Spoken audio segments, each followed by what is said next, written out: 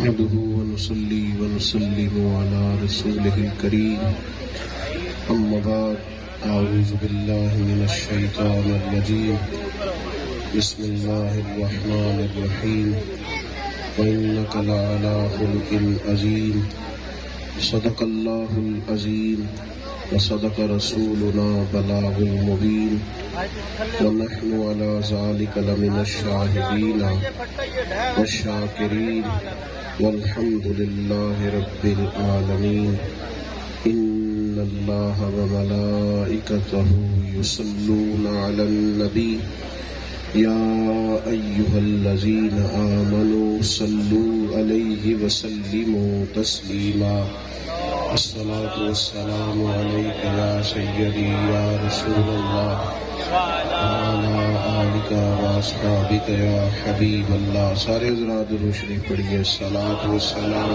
عليك يا نبي الله وعلى آلك وأصحابك يا حبيب الله. حمد و صلاۃ کے بعد نہایت عزت و تکریم کے لائق دوستوں، قابل صدر احترام بھائیوں، بزرگوں، آج کی یہ خوبصورت پروقار محفل مبارکہ، محفل میلاد مصطفیٰ صلی اللہ تعالی علیہ وسلم کے عنوان سے انعقاد پذیر ہے. اللہ تعالیٰ اس محفل کا اہتمام کرنے والوں، اس میں شرکت کرنے والوں سب کو بہترین صلہ عطا فرمائے. اللہ تعالیٰ نے قرآن مجید میں نبی پاک علیہ السلام کے اخلاق مقدسہ کی تعریف فرمائی. فرمایا وَإِنَّكَ لَعَلَىٰ خُلُقٍ عَظِيمٍ. اے محبوب علیہ السلام، ہم نے آپ کو خلق عظیم کا مالک بنایا. ہم نے آپ کو بہترین خو عطا فرمائی، بہترین اخلاق عطا فرمائی. انسان کی زندگی کے اندر کھانے پینے، سونے جاگنے، آرام کرنے سے بھی زیادہ جس چیز کی ضرورت ہوتی ہے وہ ہوتا ہے اس کی عادات کا، اس کے اخلاق کا سنور جانا. جیسے جیسے انسان کی عادات بگڑتی ہیں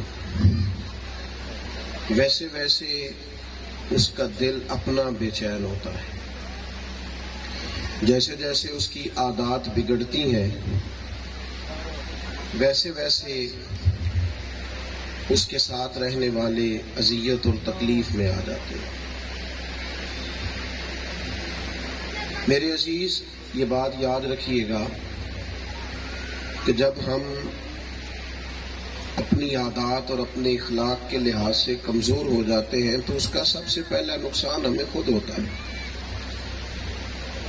جس آدمی کے اخلاقی رویے کمزور ہو جاتے ہیں وہ بندہ خود بھی پریشان رہتا ہے، اور اس کا دوسرا بڑا نقصان ان لوگوں کو ہوتا ہے جو اس کے بالکل قریب ہوتے ہیں، اس کے گھر والے ہوتے ہیں، دوست احباب ہوتے ہیں. اگر کوئی شخص زبان کا تلخ ہے، لہجے کا ترش ہے، اس کے انداز کے اندر شدت ہے، تو سب سے زیادہ تو سامنا اس کے گھر والوں کو کرنا پڑتا ہوگا. جن لوگوں کو اس کی وجہ سے آرام ملنا چاہیے تھا، سکون ملنا چاہیے تھا، قرار ملنا چاہیے تھا، وہی اس کی وجہ سے تکلیف کا شکار ہو جاتے. تو ہماری اخلاقی قدروں کی پامالی نقصان یہ کرتی ہے کہ ہمارے بالکل قریب رہنے والے لوگ آزمائش اور تکلیف کا شکار ہو جاتے ہیں.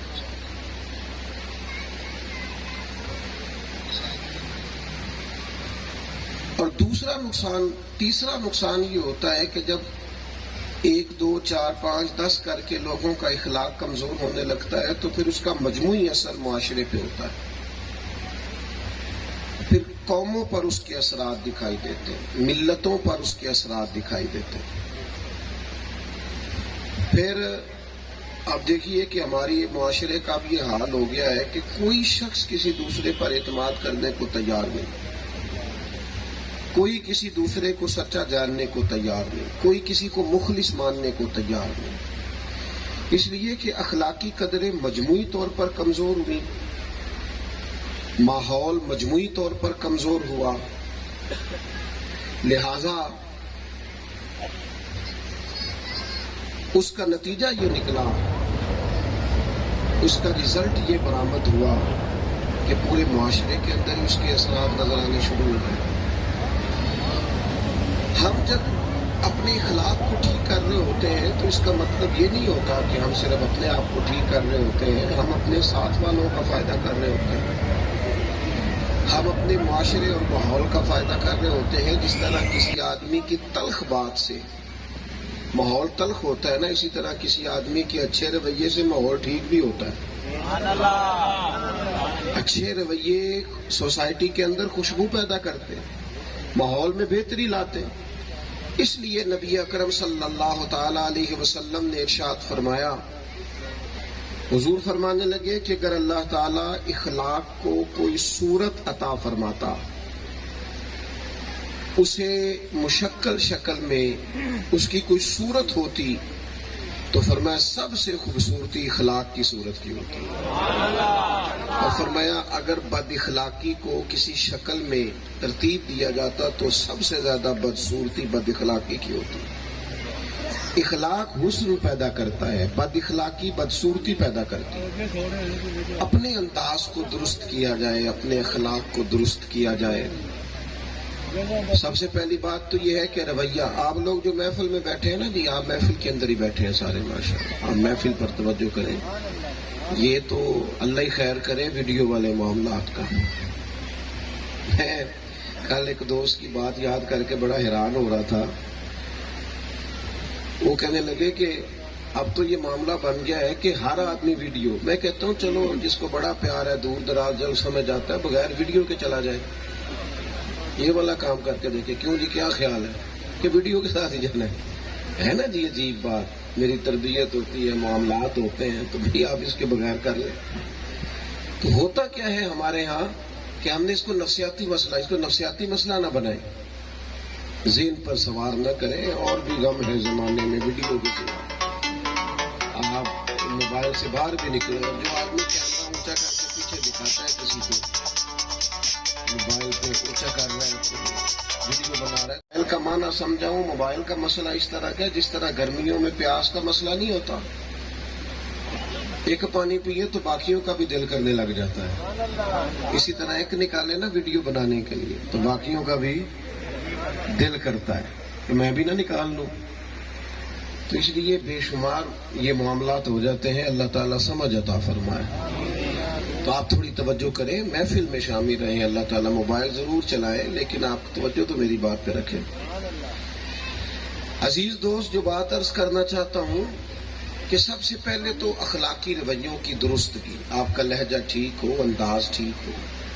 اور اخلاقی رویے کے پیچھے بعض لوگ یہ سمجھتے ہیں کہ شاید صرف میٹھا بولنا ہی اخلاق ہے، میٹھا بولنا بھی اخلاق ہے، لیکن بعض اوقات بندہ میٹھا اپنے مطلب کے لیے بھی تو بولتا ہے۔ بہت سارے لوگ بڑے درویش، بڑے سادے، بڑے ٹھنڈے میٹھے تو اپنے مطلب کے لیے ہوئے ہوتے ہیں، تو مطلب ان کا نکل جاتا ہے تو ماحول ان کا بدل جاتا ہے، ان کا رویہ بدل جاتا ہے۔ اس لیے فقط میٹھا بولنا اخلاق نہیں۔ اور ایک اور بات بھی، میٹھا بولنے کے لیے بھی آپ کو کچھ اور چیزوں کی ضرورت ہے۔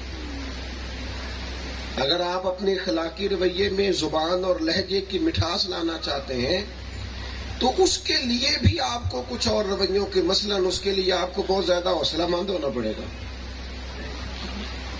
تحمل مزاج ہونا پڑے گا، بردبار ہونا پڑے گا، ورنہ زبان میٹھی رہ ہی نہیں سکتی، زبان میٹھی نہیں رہ سکتی، لہجے میں سختی اور تلخی آ جائے۔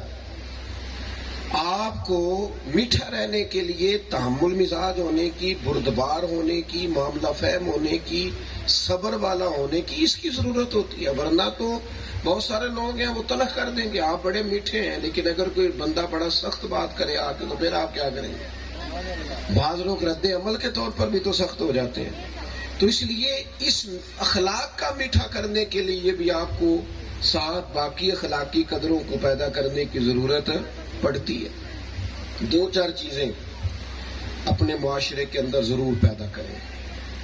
ایک تو کوشش فرمائیں کہ مزاج دیانت داری کا رہے، دیانت داری کا مزاج ہو۔ نبی پاک علیہ السلام کی جو سب سے پہلی سنت لوگوں کے پاس آئی تھی، حضور کا طریقہ، نبی پاک کی شان، حضور کے اوصاف جو پہلے آئے تھے، ان میں دو باتیں سب سے پہلے لوگوں نے سنی تھی، وہ یہ تھی کہ محبوب صادق ہے اور امین ہے، سچ بولتے ہیں اور دیانتدار ہے۔ یہ سب سے پہلا تعارف تھا، یہاں سے آغاز ہوا لوگوں کا نبی پاک کے قریب جانے کا۔ تو اگر غلام سچی نہ بولے، وہ دیانتداری نہ ہو، وہ اپنی ذمہ داریوں کو دیانتداری سے ادا ہی نہ کرے، تو وہ تو بالکل جو پہلا آغاز ہے محبوب نے جہاں سے کیا، اس نے تو وہاں سے شروع نہیں کیا، یہ تو بالکل بنیادی چیز ہے، بالکل بنیادی۔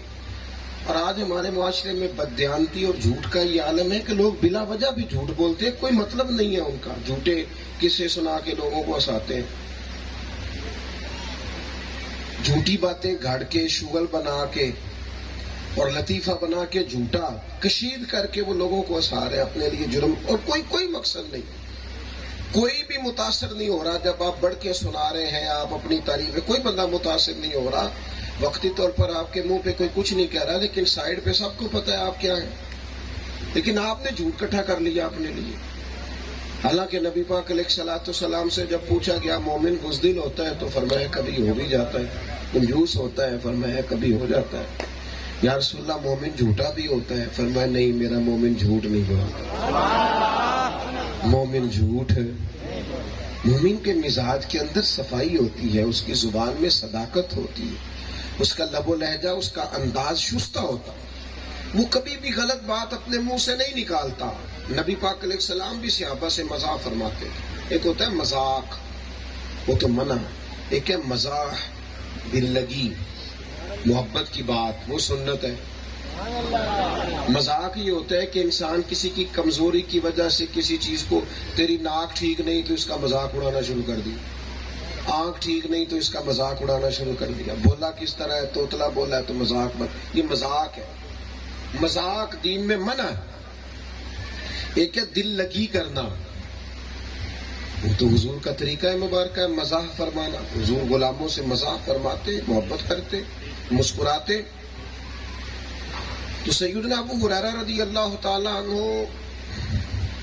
فرماتے ہیں کہ میں نے نبی پاک علیہ السلام کی بارگاہ میں عرض کیا کہ یا رسول اللہ صلی اللہ علیہ وسلم آپ بھی مزاح فرماتے؟ تو حضور فرمانے لگے ہاں، لیکن مزاح میں بھی میری زبان سے جو نکلتا ہے وہ حق اور سچ ہی نکلتا ہے، اس موقع پر بھی میں حق اور سچ بات کہتا ہوں۔ تو اعلیٰ اخلاق یہ ہے کہ آپ کی زبان کم از کم عادی نہ ہو جھوٹ کی، آپ کا لہجہ سچائی والا ہو، آپ کبھی بھی خلاف واقعہ بات نہ کریں، آپ کا انداز یہ ہو کہ اس میں سچائی، اور پھر یہ کہ دیانت داری، امانت داری۔ نبی پاک علیہ السلام نے تو فرمایا جو امانت دار ہی نہیں اس کا تو دین ہی نہیں، اس کو تو حضور نے دین سے جوڑا۔ تو ایک شخص باقی سارے لباس دینی پہنے اور وہ باتیں بھی بڑی کرے اور بہت بڑا اپنے آپ کو عاشق ثابت کرے، لیکن وہ دیانت دار ہی نہیں، جب تو کریم اسے فرماتے ہیں دیندار ہی نہیں۔ تیسری بات یہ کہ مزاجوں کے اندر جب تک تحمل پیدا نہیں ہوتا، بردباری پیدا نہیں ہوتی، بردباری کے بغیر وقار نہیں آتا، وزاداری نہیں آتی۔ آپ کوئی بھی ہیں، آپ کو اپنے منصب کی ذمہ داریاں ادا کرنے کے لیے سنجیدہ ہونا پڑتا ہے، غیر سنجیدہ آدمی ڈیوٹی نہیں کر سکتا۔ کوئی بھی ہیں آپ کچھ بھی اور نہیں ہیں، صرف والد ہیں، تو پھر بھی آپ کا رویہ بہت سنجیدہ ہونا چاہیے، غیر سنجیدہ نہیں ہونا چاہیے۔ آپ کے مزاج کے اندر پھر بھی سنجیدگی ہو، ورنہ آپ کے بچے آپ سے کیا سیکھیں؟ اگر آپ کوئی ایسی بات کر دیتے ہیں بچوں کے سامنے جو آپ کی پرسنالٹی کے مطابق جچتی نہیں ہے تو اس کا برا اثر جائے گا۔ آپ جس منصب پر بھی ہیں، آپ کے انداز کے اندر تحمل، بردباری، وزاداری، سنجیدگی، ٹھہراؤ۔ نبی پاک علیہ السلام کلام فرماتے تو حضرت سیدہ عائشہ صدیقہ رضی اللہ تعالیٰ عنہ فرماتی ہیں کہ حضور اتنا ٹھہر ٹھہر کے بات کرتے، اتنا ٹھہر ٹھہر کے بات کرتے کہ کوئی حضور کے لفظوں کو گننا بھی چاہتا تو گن سکتا تھا. یہ کیا ہے؟ یہ لہجے کا وقار ہے. یہ وقار آج لوگ وہ ہمارے ہاں بعض اوقات نا اسٹیجوں پہ اللہ خیر کرے وہ کچھ ہو رہا ہوتا ہے کہ جو بڑا میرے جیسا بندہ تو ڈر رہا ہوتا ہے. وہ جب نقیب مائک پکڑے کبھی ادھر نکل جاتا ہے تو تھوڑا ادھر آ جاتا ہے. پھر وہ کہتا ہے تگڑے ہو جو میں جملہ دینے لگا. ویسے محسوس ہوتا جیسے بم چلانے لگا ہے کوئی. یہ تو جملہ دینے لگا ہے تو اس میں تو نے قیامت کیوں کھڑی کر دی ہے؟ کبھی تو ادھر جا رہا ہے، تگڑے ہو جاؤ، ہاتھ کھڑے کر لو، پیچھے والے بھی ہاتھ کھڑے. وہ کیا کرنے لگا یار تو؟ اور پھر جملہ رہنے دے تو اللہ رسول کی کوئی بات سنا. بات کی سمجھ آ رہی ہے؟ ہاں اس کی تائید میں یا اس کی تشریح میں تو کچھ کہنا چاہتا ہے تو کہہ، لیکن یہ سنجیدہ اسٹیج ہے، اس پہ آپ سنجیدہ بات کریں.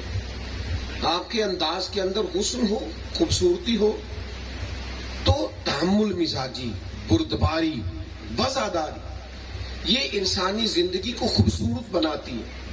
اس کے اندر یہ رنگ آ جاتے ہیں. آپ بہت وفادار ہوں، آپ کو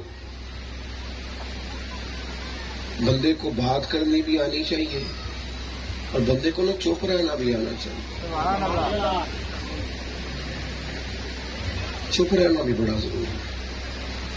یہ خاموشی یہ بھی حسن ہے زندگی کا. خاموش آدمی دانا ہوتا ہے. کچھ وقت آپ کو خاموشی طوفان ہوتی. خاموش آدمی روب والا ہوتا. آپ کو کچھ وقت چلے چند منٹ ہی صحیح زندگی میں تھوڑی سی خاموشی بھی ہونی چاہیے. لیکن ہم ایک دوست تھے ہمارے، ایک دفعہ بیٹھے ہوئے تھے، وہ کہنے لگے باتیں کوئی بزرگ کر رہے تھے تو کچھ لوگ ایسے ہوتے ہیں کہ ان کو 5 منٹ چپ رہنا پڑ جائے نا تو محسوس ہوتا ہے کہ بیچارہ نا بڑی آزمائش میں آ گیا. پورے 5 منٹ ہو گئے تو فٹافٹ کہنے لگے قطع کلامی معاف، اور ساتھ ہی بات شروع کر دی. میں کہ پہلے پوچھتے لے ایسا معافی دیتی ہوئی ہے کہ نہیں؟ تو انہیں کہنا قطع کلامی معاف. تو ہم نے تو نہیں کہا معاف کیا، انہیں بات شروع کر دی. ابھی تھوڑی کیا معاف، فٹافٹ بات. تو تحمل مزاجی، بردباری، تھوڑا سا حوصلہ، تھوڑا سا صبر. نبی پاک علیہ الصلوۃ والسلام فتح مکہ سے پہلے، ہجرت مدینہ سے پہلے حضور چاہتے تھے کہ میں بیت اللہ شریف کے اندر سے زیارت کروں. تو عثمان بن طلحہ کے پاس چابی ہوتی تھی. اللہ کے حبیب علیہ السلام نے فرمایا اگر آپ کعبہ شریف کا دروازہ کھول دیں تو میں ذرا اندر سے زیارت کر لوں. کہنے لگے میں آپ کو نہیں کھول کے دوں گا. بڑی بردباری سے محبوب نے بات کی. فرمایا عثمان ایک وقت آئے گا چابی میں تم سے لے لوں گا، اگر جسے میرا دل چاہے گا نا اسے دوں گا. حضور تشریف لے گئے مدینہ منورہ. 10 سال گزر گئے. پھر فتح مکہ کا دن آیا. 10,000 کا بارو لشکر لے کر میرے قریب مکہ میں داخل ہوئے. اور جب فتح مکہ کے نکارے بج گئے تو محبوب نے فرمایا کہاں ہے عثمان بن طلحہ؟ انہیں تو وہ بات یاد تھی نا کہ حضور کو میں نے چابی نہیں دی تھی، دروازہ کھول کے نہیں دیا تھا. تو میں کھولو دروازہ. چابی دی انہوں نے، دروازہ کھولا گیا. محبوب نے بت گرائے، واپس آئے، پھر بلایا. فرمایا عثمان میں نے تم سے کہا تھا نا میں تم سے چابی لے لوں گا، میں دیکھ لو میں نے لے لی. پھر میں نے یہ بھی کہا تھا نا میں جس کو چاہوں گا دوں گا. اور حضور کہا تھا تو فرمایا لے لو، میں تمہیں واپس کرنا چاہتا ہوں. عثمان کہتے ہیں میری طرف چابی نہیں آ رہی تھی، گویا ایمان آ رہا تھا. حضور نے چابی دی اور میں نے کلمہ پڑھنا شروع کر دیا. آپ تھوڑا سا معاف تو کریں نا. درگزر نہیں معاف کرتے لوگ. کبھی صلح کر لیتے ہیں کسی کے کہنے پر، معاف تو کرو نا یار. درگزر تو کرو. رویے کے اندر وہ چیزیں تو پیدا کرو. آپ جب تک معاف نہیں کرتے، جب تک آپ درگزر نہیں کرتے، جب تک آپ تحمل مزاجی نہیں پیدا کرتے، اتنی دیر تک چیزیں بہتر نہیں ہوتی. میں نے زیادہ باتیں نہیں کرنی آپ کے ساتھ. میں 4-5 باتیں جو سمجھانا چاہتا تھا وہ سمجھا چکا ہوں. بس ایک آدھ بات اور کرنی ہے، آپ نے غور کرنا ہے. ان اخلاقی رویوں کے ساتھ ایک بہت بڑا اخلاقی رویہ جس کی آج بہت زیادہ ملت کو، ملک کو، قوم کو ضرورت ہے، دین کو ضرورت، وہ ہے جذبہ خیر خواہی کا، سبحان اللہ، بھلائی کا جذبہ۔ ہم نہ آہستہ آہستہ خود غرض ہو گئے، کوئی کام بھی کرتے ہیں یا کسی بھی جگہ کچھ کرنا چاہتے ہیں تو پہلے دیکھتے ہیں کہ میرا فائدہ کیا ہے، اس میں مجھے کیا ملے گا۔ جب قومیں اپنا نفع دیکھ کے چلتی ہیں نا، خود غرض ہو جاتی ہیں، مادہ پرست ہو جاتی ہیں۔ یہاں تک کہ جو بڑے قیمتی رشتے تھے، پیار والے مقدس رشتے تھے، ان میں بھی دولت دیکھی جاتی ہے۔ یعنی گھر کے اندر جس خاتون نے بیاہ کے آنا ہوتا ہے، اس نے گھر کا حصہ بننا ہے، اس نے بچوں کی ماں بننا ہے، اس نے اس خاندان کا حصہ بن جانا ہے۔ لیکن اتنا مقدس رشتہ جسے اللہ نے اپنی نشانیوں میں سے نشانی کہا ہے، اگر وہ رشتہ کرتے وقت بھی پیسے دیکھے جائیں، بیٹی بیاہتے وقت اور بیٹا بیاہتے وقت بھی اگر دولت دیکھی جائے، یہاں تک کہ حال اس طرح کا ہو جاتا ہے، ماحول اس طرح کا بن جاتا ہے کہ بچے ماں باپ سے کہہ رہے ہوتے ہیں کہ آپ کو ڈب کا کام کر لیتے تو ہمارے حالات بہتر نہ ہوتے، آپ نے ہمارے لیے کیا کیا؟ کیوں کہ خود غرض ہو گئے، ماحول کے اندر خیر خواہی نہیں۔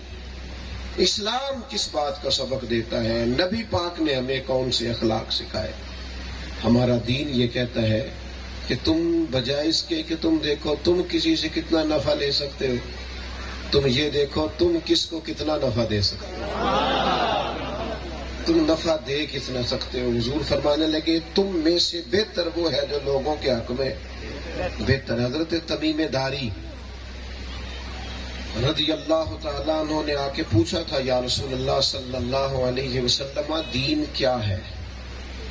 تو حضور نے فرمایا دین خیر خواہی کا نام ہے، کسی کا بھلا کرنے کا نام ہے، کسی کا فائدہ کرنے کا نام ہے۔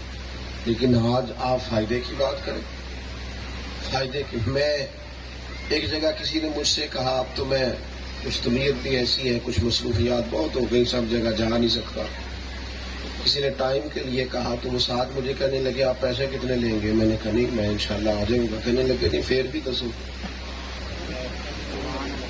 پھر بھی دسو۔ ایک نے ایک دفعہ بڑا ہی زور دیا تھا دسو، میں کہا چل 3 کروڑ دے دے۔ ہاں تو پریشان ہو گیا۔ میں کہ اللہ کے بندے تو سانو سستا ہی سمجھے ہے، حد ہو گئی ہے، در نبی کا میں گدا ہوں کوئی عام نہیں۔ آپ نے کیا سمجھا؟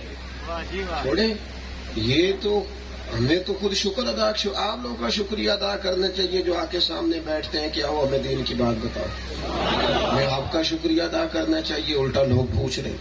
تو ساتھی مجھے کہنے لگے کہ آپ کیا لیں گے؟ میں نے کہا نہیں میں آ جاؤں۔ کہنے لگے پھر بھی؟ میں نے کہا نہیں میں کہنے لگے اگر آپ نے کچھ لینا نہیں تو پھر آپ کا مقصد کیا ہے؟ میں کہہ چکا ہوں لوگ اعتماد کرنے کو تیار کیوں؟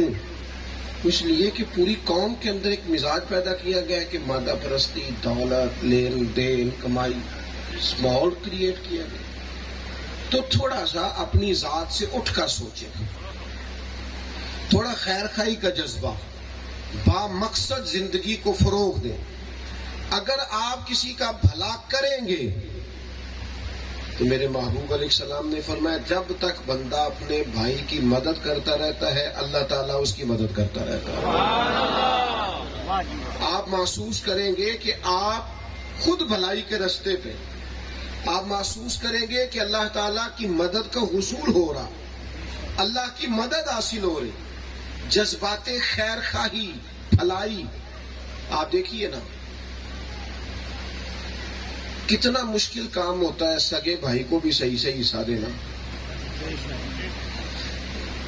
ایک ٹائم وہ ہوتا ہے کہ جب کسی کے بھائی کو کچھ شخص بچپن میں کسی تھپڑ مار دے تو کہتا ہے تو میرے بھائی نو ہاتھ لایا ہے، تین چھڑنا نہیں۔ تو بعد میں 2 مرلے جگہ کی بات ہوتی ہے تو وہی بندوق نکال کے بھائی پر تان دیتا ہے جو کل جان دے رہا تھا کہ میرے بھائی نو ہاتھ لائی، پھر وہ بندوق نکالنا آتا ہے کہ میں خود جان لوں گا 2 مرلے کے لیے۔ جائیداد کے لیے، زمین کے لیے، پیسوں کے لیے، دکان کے لیے، رستہ خالی کرانے کے لیے، اتنی مادہ پرستی. آپ غور فرمائیں کبھی تو صحابہ کرام علیہم رضوان جب ہجرت کر کے مکہ مکرمہ سے مدینہ طیبہ آئے، برادریاں الگ الگ، قبیلے الگ الگ، رہن سہن الگ الگ، شہر الگ الگ، لیکن حضور نے اپنی زبان نور سے فرمایا تم بھائی بھائی ہو. تاریخ نے اس طرح کا منظر کبھی نہیں دیکھا، کبھی نہیں دیکھا. فرمایا یہ تمہارا بھائی ہے تو بھائی بھائی کو گھر لے گیا. اس نے جائیداد، کاروبار، زمین، پیسہ بانٹ کے آدھا اپنے بھائی کو دے دیا. یہ ہم سنتے ہیں، پڑھتے ہیں، بیان کرتے ہیں، پر ذرا غور تو کرو، کسی کو جائیداد دینی پڑ جائے وہ بھی آدھی جائیداد دینی پڑ جائے، اس پہ ٹھہرے، ذرا سوچیں تھوڑی دیر کے لیے. یعنی آپ ایک بندہ آپ کا بھائی بنا دیا جائے، نسبی بھائی نہیں، کا بھائی ہے، آدھی جائیداد دے دو. ایک بندے نے بھی ایک منٹ سوچنے کو نہیں لگایا. ان کا تو یہی ایمان تھا نا کہ سانو قید سجن دا گہنا ہے، وہ جنج رکھے ایسا اونج رہنا ہے، جنج رکھے اونج. حضور آپ نے فرمایا آدھی دینی ہے تو بسم اللہ حاضر ہے نا، پیش کر دیا.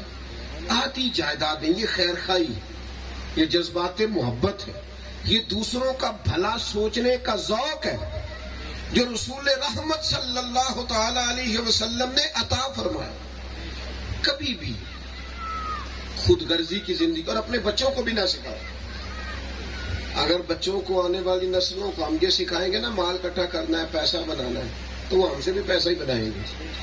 ہاں، جب ان کو بنائی مشینیں دیا پیسہ کمانے کے، تو ابا جی سے بھی کہیں گے ابا جی تسی کماندے کیوں نہیں کچھ، کوئی اچھا سا بزنس کریں. یہ خود غرضی اس کو نکالیں اپنی زندگی سے، اس کمزوری کو دور کریں اپنی زندگی سے. تو یہ 4-5 باتیں میں نے آپ کی خدمت میں عرض کی. ایک مجھے کہا گیا تھا کہ یہ جو ابھی قرآن مجید کے بارے میں عرضہ سرائی ہوئی، اس پر آپ کچھ کہیں. تو میں کئی مقامات پر اس حوالے سے گفتگو کر چکا ہوں. میں صرف آپ حضرات سے ایک بات عرض کروں گا. ایک تو اپنے دین کی غیرت پیدا کریں، اور دوسری میری آپ سے گزارش یہ ہے کہ آپ ایک بات کو اچھی طرح سمجھ لیں کہ ہم جب کمزور ہوتے ہیں پھر دشمن طاقتور ہوتا ہے. امت مسلمہ کے جتنے بھی سربراہان ہیں، لیڈر ہیں، وہ دین کے لیے تو کھڑے کہیں نظر نہیں آتے. وہ چیزیں کیسے بہتر ہوگی؟ کفر کو جواب کون دے گا؟ اور جہاں تک ہمارا عوامی سطح پر ماحول ہے، میرا آپ سے اور اپنے آپ سے سب سے سوال ہے، ہمارا قرآن پاک کے ساتھ شغف کتنا ہے؟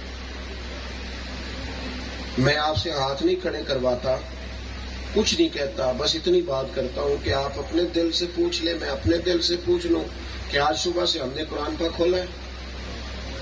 میں آپ ہاں نہ بھی نہ کریں، بے شک میں نے کہا دل سے پوچھ لیں، دل کو مفتی بنائیں. قرآن مجید سے ہمارا پیار ہونا چاہیے نا، قرآن مجید کو ہمیں سمجھنا چاہیے نا. قرآن مجید ہمیں تدبر کا درس دیتا ہے. جس توجہ کے ساتھ بچوں کو اٹھا کر کے اور سکول لے کے جاتے ہو، کیا اس سے آدھی توجہ بھی اس کام کو دیتے ہو قرآن پاک؟ ہم نے تو عجیب، میں تو کئی دفعہ کہتا ہوں جو بچہ نکما ہوتا ہے اسے مدرسے میں چھوڑ جاتے ہیں، نکما. لیکن اللہ کی شان ہے نا، آپ نے نکما سمجھ کے چھوڑا تھا، اللہ نے اسے امام بنا دیا، وہ سب کا امام بن کے آگے کھڑا ہو گیا. تو قرآن مجید سے اپنی فکری دلچسپیاں پیدا کریں. کم از کم ایک رکوع قرآن پاک کا ترجمہ اور تفسیر کے ساتھ پڑھیں، سبحان اللہ، اور غور سے پڑھیں اور اس پر تدبر کریں اور اسے اپنی زندگی کا حصہ بنائیں اور شعوری طور پر دین کے ساتھ جڑیں. ہم شعوری طور پر نہیں جڑتے، ہم چیزوں کے حقائق تک نہیں جاتے جب تک ہم شعوری طور پر قرآن و سنت کے ساتھ نہیں جڑ جاتے. یہ ہمارے ہاں بچے کی شادی ہوتی ہے تو فرنیچر کا آرڈر 2 ماہ پہلے دیتے ہیں نا، اور شیروانی بھی کو 15-20 دن پہلے کہنی پڑتی ہے. تو نہ گھر شیروانی کی وجہ سے بستا ہے، نہ فرنیچر کی وجہ سے بستا ہے. یہ چیزیں تو گھر نہیں بساتی. چاہیے تو یہ تھا کہ ہم بچی اور بچے کو نا کچھ دن پہلے ایسی جگہ پہ لے جاتے کسی معلم معلمہ کے پاس بچی کو کہ وہ انہیں مسائل بتاتے نکاح اور طلاق کے، کیا بات، گھر بسانے کے طریقے بتاتے. تو اس کا نتیجہ یہ نکلتا کہ یہ جو اتنی تیزی سے طلاقیں ہوتی ہیں اور صبح شام مسئلے طلاق کے آتے ہیں، یہ مسئلے درپیش نہ ہوتے. اتنا سوال طلاق کا پوچھا جاتا ہے. بہت سارے لوگ ہیں 3 طلاق اکٹھی دے کے پچھتاتے ہیں. اگر انہیں مسئلے کا پتہ ہو، غور کریں تو بڑے سارے گھر بچ جائیں. تو ہم اگر تھوڑا سا کتاب و سنت سے شغف پیدا کریں تو ہمارے گھروں کے اندر ماحول بہتر ہو جائے. ایک مجھ سے بات کہی گئی ہے کہ بچوں کو والدین کے ساتھ رویہ کس طرح کا رکھنا چاہیے. میں تو گفتگو مکمل کر چکا تھا. تو ماحول بھی ہو سکتا ہے جڑا تھوڑی تقریر کرتا ہے. ہاں تھوڑی تقریر. وہ اس لیے کہ میں سمجھتا ہوں کہ بات سمجھانا اصل کام ہے. اس کے لیے کئی گھنٹے نہیں چاہیے. وہ تو 5 منٹ میں بھی سمجھ میں آ جاتی ہے اگر کسی کا سمجھنے کا پروگرام ہو. اور اگر کانوں کا مزہ لینا ہو تو پھر ٹھیک ہے، ساری رات بھی سنتے رہو، پھر معاملہ ہوا. بچوں کا والدین سے قرآن مجید نے اللہ کی عبادت کے ساتھ والدین فوراً بعد والدین کے ساتھ اس نے سلوک کا کہا. اللہ کی عبادت کرو وبالوالدین احسانا، والدین کے ساتھ اچھا سلوک کرو، والدین کے ساتھ اس نے سلوک کرو. سبحان اللہ. ماں باپ کے آگے آنکھیں نہ اٹھایا کرو. جا ماں بالکل ان پڑھ بھی ہو نا، پکا سادی ہو، پھر بھی بچوں کی جنت ماں کے پیروں کے نیچے. ابا جی بالکل سادے ہی ہونا، ان پڑھ بھی ہو، تو پھر بھی نبی پاک نے فرمایا رب اس کا راضی ہوگا جس کا باپ راضی ہوگا. بہت سارے بچے باہر بڑے با اخلاق ہیں، گھر آتے ہیں تو اللہ جانے کیا مسئلہ بن جاتا ہے. اور ایک بات طے کر لو اپنی زندگی میں کہ جو لوگ اپنے ماں باپ کی جھڑکیاں برداشت کر لیتے ہیں نا، ان کی ڈانٹ سہ لیتے ہیں، انہیں پھر زمانے کی ڈانٹ نہیں کھانی پڑتی. سبحان اللہ. زمانے کی جھڑکیاں نہیں انہیں سہنی پڑتی. ماں باپ. ایک حدیث پاک عرض کر کے بات ختم کرتا ہوں. ایک نوجوان نے کہا تھا یا رسول اللہ صلی اللہ علیہ وسلم، میرے والد صاحب مجھ سے پیسے مانگتے ہیں، کیا کروں؟ تو حضور نے فرمایا تو بھی اپنے باپ کا ہے، تیرے پیسے بھی تیرے باپ کے ہیں. جب ہیں ہی اسی کے تو مانگنا نہ مانگنا اس کا معنی کیا ہو؟ اپنے والدین کے لیے. ایک دوست نے مجھ سے ایک دن پوچھا کہ والدین چلے گئے تو کیا کروں؟ میں کہا 5 نمازاں پڑھیا کر. سبحان اللہ. کہنے لگا نہیں میں نے والدین کے لیے پوچھا تھا. میں نے کہا نماز پڑھو گے تو ہر آخری رکعت میں کہو گے ربنا اغفر لی ولوالدی. تو نماز پڑھنا تیرے والدین کے لیے بھی سلسلہ شروع ہو جائے. تو اس پر توجہ فرمائے. اللہ تعالیٰ میری اور آپ کی حاضری کو قبول فرمائے. محفل آگے چلے گی. اللہم صلی علی سیدنا مولانا محمد معدن الجود والکرم وآلہ وصحبہ وبارک وسلم. اللہ کریم ہماری حاضری کو قبولیت کا شرف عطا فرما، ہمارے حال پہ رحمت فرما، ہماری خطاؤں کو معاف فرما، ہم سے درگزر فرما. اللہ کریم اپنی خاص کرم نوازیوں سے متمتع فرما. اللہ تعالیٰ درگزر والا معاملہ فرما. عالم اسلام کے حق میں رحمت والے فیصلے فرما. پاکستان پر اپنا خاص فضل فرما. اپنی عنایات سے مالا مال فرما. مالک کریم بیماروں کو شفا دے دے، مقروضوں کو قرضوں سے رہا کر دے، تنگ دستوں کے رزق میں وسعت کر دے. جو نوجوان بے روزگار ہیں رزق حلال عطا کر دے. اللہ کریم جو تیری ذکر کے، تیری معرفت کے، تیرے محبوب کی محبت کے متلاشی ہیں، ان کے سینے اس محبت سے معمور فرما دے. جن دوستوں نے یہ خوبصورت بندوبست کیا جو تشریف لائے سب کو بہترین صلہ عطا فرما. دنیا ہو یا آخرت ہو ہماری پردہ پوشی فرما. ہمارے حال پہ رحم فرما، ہم سے درگزر فرما. اللہ کریم تو اپنے محبوب پاک کے دروازے کی گدائی اور غلامی عطا فرما. جن دوستوں نے اس بزم کا بندوبست کیا اپنے والدین کے اصال ثواب کے لیے کیا، اللہ ان کے والدین کی بخشش فرما. جوار رحمت میں وسیع جگہ عطا فرما. خاص رحمتوں، خاص برکتوں، خاص نوازشوں والا معاملہ فرما. رب اغفر وارحم وانت خیر الراحمین. وصلی اللہ تعالی علی حبیبہ سیدنا محمد. السلام.